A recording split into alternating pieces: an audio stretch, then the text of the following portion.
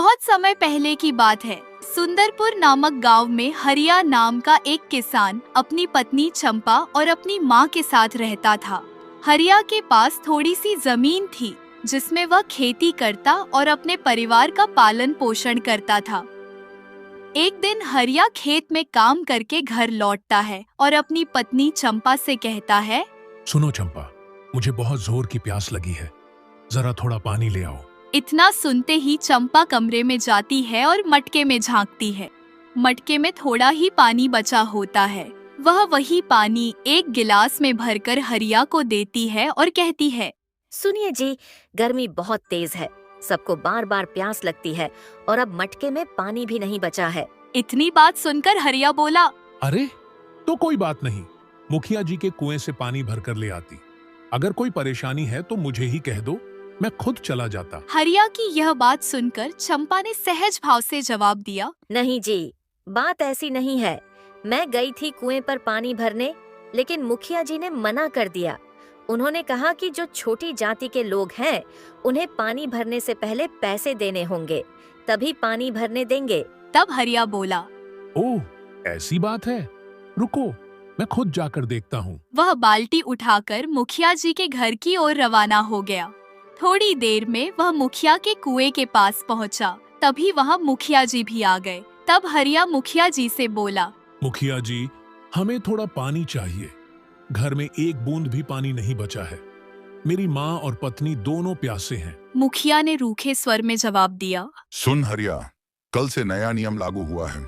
जो भी पानी भरेगा उसे 10% देना होगा, तभी पानी मिलेगा। हरिया ने विनम्रता से कहा, नहीं मुखिया जी, ऐसा मत कीजिए। पानी पिलाना तो पुण्य का काम है। आप ऐसा करके पाप क्यों कर रहे हैं? मुखिया झल्ला कर बोला। अरे हरिया, ज्यादा ज्ञान मत बांट। पानी चाहिए तो पैसे देने पड़ेंगे। यह सुनकर हरिया बहुत दुखी हो गया, पर उसके पास कोई और उपाय नहीं था। कुछ सोचकर वह बोला, मुखिया जी, पूरे गांव में केवल यही एक कुआं है और वह भी आपकी जमीन पर है।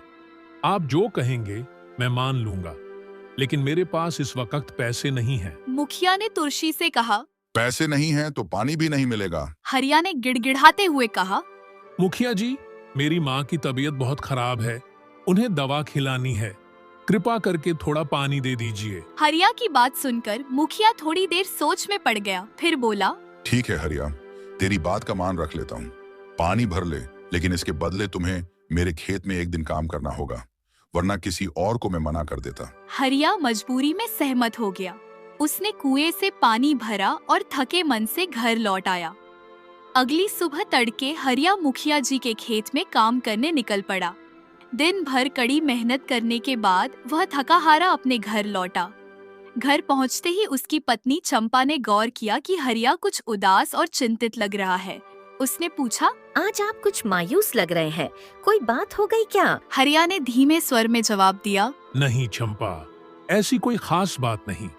बस कल जब मैं पानी भरने गया था तो मुखिया जी ने कहा था कि पानी के बदले उनके खेत में काम करना होगा। आज वही काम करके आ रहा हूं। बस सोच रहा हूं कि ये सिलसिला कब तक चलेगा। हर बार पानी के बदले मेहनत देना, आखिर कब तक? चंपा थोड़ी उलझन में बोली। मैं समझी नहीं, आप क्या कहना चाह रहे हैं? हरिया ने ठहर कर कहा, मेरे कहने का मतलब ये है कि अब वक्त आ गया है जब हमें खुद अपना इंतजाम करना होगा। ना तो मेरे पास इतने पैसे हैं कि हर बार पानी के लिए कुछ चुकाऊं, और ना ही इतनी हैसियत है कि खुद का कुआं खुदवा सकूं। लेकिन अब और नहीं, मुझे पानी की तलाश खुद करनी होगी। जंगल, पहाड़, कहीं भी, पर मैं कोशिश जरूर करूंगा। अगली सुबह हरिया जैसे ही घर से निकलने वाला था, तभी चंपा ने उसे रोका और बोली, सुनो, जरा संभल कर जाना, लेकिन कृपया करके कालिंदी जंगल में बिल्कुल मत जाना। मैंने सुना है कि वहाँ भूत प्रेत और जंगली जानवर रहते हैं, इसलिए उस रास्ते पर भूल कर भी मत जाना। यह सुनकर हरिया बोला, अरे चंपा, तुम भी ना। इस जमाने में भूत प्रेत सिर्फ कहानियों में होते हैं, और जहां तक जंगली जानवरों की बात है, मुझे रास्ता अच्छी तरह से पता है। तुम बिल्कुल भी चिंता मत करो, घर पर रहना और माँ का ख्याल रखना। मैं शाम तक वापस लौट आऊंगा। अब हरिया पानी की तलाश में घर से निकल पड़ा। वह कभी इस जंगल में, कभी उस जंगल में, कभी इधर तो कभी उधर भटकता रहा, लेकिन कहीं भी पानी नहीं मिला। ऊपर से तेज धूप और भूख ने उसे और भी परेशान कर दिया। थोड़ी देर बाद उसे एक पेड़ दिखाई दिया। उसने सोचा, क्यों ना इस पेड़ के नीचे थोड़ी देर आराम कर लूं? फिर पानी की तलाश में दूसरे जंगल की ओर निकल जाऊंगा। यह सोचकर हरिया पेड़ के नीचे लेट गया और कब उसे नींद आ गई उसे खुद भी पता नहीं चला। कुछ देर आराम करने के बाद वह फिर दूसरे जंगल की ओर निकल पड़ा। जैसे ही वह दूसरे जंगल की ओर बढ़ने लगा, उसकी नजर एक बूढ़े आदमी पर पड़ी। उसे देखकर हरिया सोचने लगा, ये बूढ़ा आदमी इस सुनसान जंगल में क्या कर रहा है? अगर यह मुझे जंगल के बारे में कुछ जानकारी दे दे तो मेरा सफर थोड़ा आसान हो सकता है। हरिया यह सोचकर उस बूढ़े व्यक्ति के पास पहुंचा और बोला, अरे बाबा, आप इतने सुनसान जंगल में अकेले क्या कर रहे हैं? क्या आपको जंगली जानवरों से डर नहीं लगता? इतना सुनते ही बूढ़ा व्यक्ति बोला, बेटा, तुम कौन हो और इस जंगल में क्या कर रहे हो? तब हरिया बोला, बाबा, मैं एक राही हूँ जो पानी की तलाश में इधर उधर भटक रहा हूँ, लेकिन मुझे अभी तक एक बूंद भी पानी नहीं मिला। यह सुनकर बूढ़ा व्यक्ति बोला, अरे बेटा, तुम्हें अपने घर लौट जाना चाहिए। वहाँ जाकर पानी पी लो ना। तब हरिया ने अपने पूरे गांव की कहानी बूढ़े व्यक्ति को सुना दी। यह सब सुनकर बूढ़ा व्यक्ति बोला, तो बेटा, मैं तुम्हारी कैसी मदद कर सकता हूँ? बाबा, मुझे बस इतना बता दीजिए कि इस जंगल के बारे में आपको क्या पता है। आप जिधर से आ रहे हैं मैं उधर ही जा रहा हूँ, तो सफर थोड़ा आसान हो जाएगा। तब बूढ़ा व्यक्ति बोला, सुनो हरिया, मुझे इस जंगल के बारे में ज्यादा कुछ नहीं मालूम, लेकिन एक बात जरूर जानता हूँ। जंगल के जितने भी जानवर हैं, वे बिना पानी पिए जीवित नहीं रह सकते। अभी कड़कड़ाती धूप है और जानवर पानी पीने के लिए तालाब की ओर रवाना होंगे। तुम बस ध्यान रखना, जैसे ही तुम्हें कोई जानवर दिखाई दे, उसका पीछा करना शुरू कर देना। वह तुम्हें तालाब तक पहुंचा देगा। बूढ़े व्यक्ति की यह बात सुनकर हरिया बहुत प्रसन्न हुआ और बोला, धन्यवाद बाबा जी, आपने मुझे बहुत अच्छी बात बताई। मैं अब ऐसा ही करूँगा। इतना कहकर हरिया आगे की ओर बढ़ चला। थोड़ी ही दूर गया था कि उसे एक हाथी दिखाई दिया जो जंगल की ओर जा रहा था। हरिया हाथी को देखकर सोचने लगा, अगर मैं इस हाथी का पीछा करूंगा तो शायद मुझे तालाब तक पहुंचने का रास्ता मिल जाए। और हरिया ने हाथी का पीछा करना शुरू कर दिया। थोड़ी देर में उसने देखा कि हाथी कालिंदी जंगल के भीतर चला गया है। यह देखकर हरिया थोड़ा सहम गया और सोचने लगा, अगर मैं आज इस जंगल के अंदर नहीं गया तो वैसे भी पानी और भूख से मर जाऊंगा, और अगर मैं अंदर चला गया तो शायद मुझे पानी मिल जाए और मैं अपने पूरे गांव की जिंदगी बदल सकूं। इतना सोचकर वह जंगल के अंदर प्रवेश कर गया। थोड़ी दूर चलने के बाद ही उसे एक तालाब दिखाई दिया। तालाब को देखते ही वह बहुत प्रसन्न हुआ और भगवान से कहने लगा, हे भगवान, आपने मेरी मेहनत सफल कर दी। वह तालाब के पास जाकर पानी पीने ही वाला था कि अचानक एक आवाज सुनाई दी, अरे हरिया, रुक जा, वह तालाब श्रापित है। अगर तूने उसका जल पी लिया तो तेरी मृत्यु निश्चित है। यह सुनकर हरिया डर गया और सहज भाव से बोला, आप कौन हैं और कहाँ हैं? मेरे सामने आकर मुझसे बात कीजिए। हरिया, मैं इस जंगल का रक्षक हूँ। मेरा नाम वृक्षराज है। इस जंगल में जो भी इंसान आता है वह बिना सवालों के जवाब दिए वापस नहीं जा सकता। तुझे भी पानी पीने से पहले कुछ सवालों के सही उत्तर देने होंगे, नहीं तो तेरी मृत्यु निश्चित है। यह सुनकर हरिया बोला, वृक्षराज जी, अगर मरना ही निश्चित है तो क्यों न मैं तालाब का पानी पीकर ही मर जाऊं। हरिया, चालाकी मत कर। यह श्रापित तालाब तेरे साथ तेरी पीढ़ियों तक चला जाएगा और इसका कोई निवारण नहीं है। इसलिए अच्छा यही है कि तू अपने दिमाग का इस्तेमाल कर और सवालों के सही उत्तर दे। तब हरिया बोला, मुझसे गलती हो गई वृक्षराज जी, कृपया अपने प्रश्न पूछिए, मैं उत्तर देने को तैयार हूँ। तब वृक्षराज ने हरिया से प्रश्न किया, प्रश्न 1, ऐसी कौन सी चीज है जो जितनी बांटो उतनी बढ़ती है? यह प्रश्न सुनते ही हरिया बोला, अरे वृक्षराज, थोड़ा कठिन सवाल करते तो मजा आता। इस प्रश्न का उत्तर तो बच्चा बच्चा जानता है कि इसका सही उत्तर खुशी है, क्योंकि जब हम किसी को हंसाते हैं तो हमें भी खुशी मिलती है। हरिया का यह उत्तर सुनकर वृक्षराज बोले, बहुत खूब हरिया, तूने बहुत ही अच्छा जवाब दिया।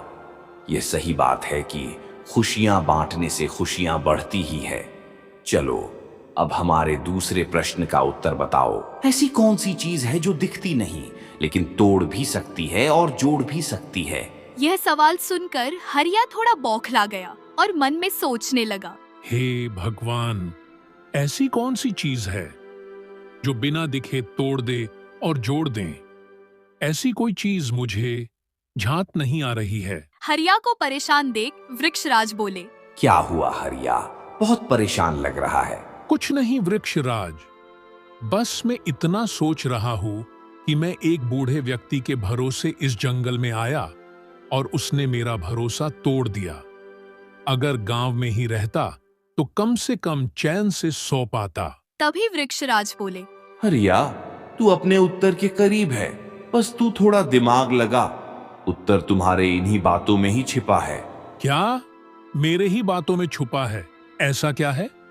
शायद भरोसा तो नहीं, क्योंकि अगर भरोसा हो तो अजनबी भी अपना बन जाता है, और अगर टूटे तो अपना भी अजनबी बन जाता है। दूसरा उत्तर सुनते ही वृक्षराज बोले, क्या बात है हरिया, तूने दूसरे सवाल का जवाब भी ठीक दिया, लेकिन तीसरा सवाल थोड़ा कठिन रहेगा, तो सोच समझकर उत्तर देना, क्योंकि यह तुम्हारे जिंदगी के जीने और मरने का फैसला होगा। तब हरिया बोला, देखो वृक्षराज, मुझे जीने और मरने से डर नहीं लगता। डर तो बस केवल आपके श्राप से लगता है, जो एक बार मिल जाए तो 7 जन्म तक पीछे ना छोड़े। तो अब आप अपना तीसरा सवाल करिए। तो चलिए, ठीक है हरिया, तीसरा सवाल हमारा यह रहा। ऐसी कौन सी चीज है जिसे हम खोते हैं तो पता चलता है कि वो कितनी कीमती थी? हरिया यह सवाल सुनते ही सोचने लगा। अब मेरा मरना तय है। अगर मैं अपने गांव में ही रहता तो मुखिया के यहाँ मजदूरी कर लेता, तो शायद आज मुझे यह दिन देखना न पड़ता। मैंने अपना सारा समय बर्बाद कर दिया पानी को ढूंढने के चक्कर में। अब मैं अपने घर भी नहीं जा सकता। क्या समय आ गया? क्या करने आए थे? क्या हो गया? अब मेरा मरना निश्चित है। हरिया को परेशान देख वृक्षराज बोले, क्या हुआ हरिया, मरने की बहुत जल्दी है तुम्हें? नहीं वृक्षराज, मुझे चिंता नहीं है मरने की।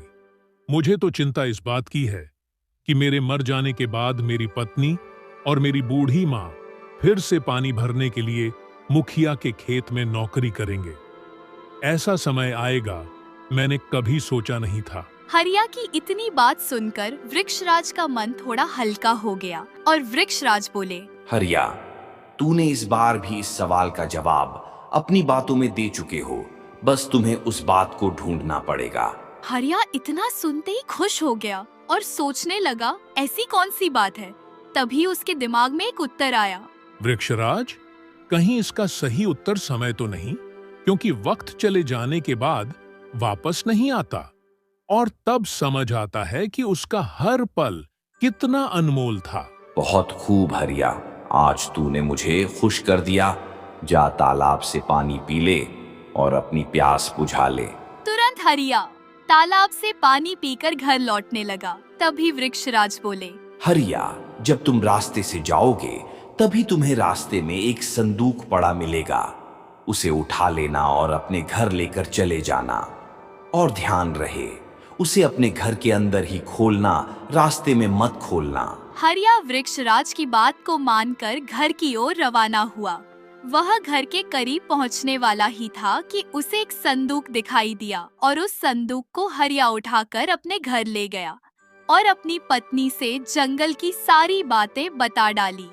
तब उसकी पत्नी चंपा बोली, सुनिए, अगर वृक्षराज ने बोला था कि घर पर जाकर संदूक खोलना, तो हम क्यों ना संदूक खोलें? हाँ, क्यों नहीं चंपा, जरूर हमें संदूक को खोलना चाहिए। दोनों ने मिलकर संदूक खोला और संदूक के खुलते ही चंपा बोली, अरे बाप रे, इतना सारा सोने के सिक्के, इससे तो हमारी गरीबी दूर हो जाएगी। चंपा की यह बात सुनकर हरिया बोला, नहीं चंपा, इस पैसे से हमारी गरीबी नहीं, बल्कि हमारी तरह इस पूरे गांव की गरीबी दूर करना है। और इसके लिए हमें एक कुआं बनवाना चाहिए और गरीबों की मदद करनी चाहिए। थोड़ी ही दिन में हरिया ने एक कुएं का निर्माण करवाया, जो कि निशुल्क पानी देने का वचन किया। हरिया की इस बात से पूरा गांव खुश था, क्योंकि वो कहावत है ना, लहरों से डरकर नौका पार नहीं होती, कोशिश करने वालों की कभी हार नहीं होती।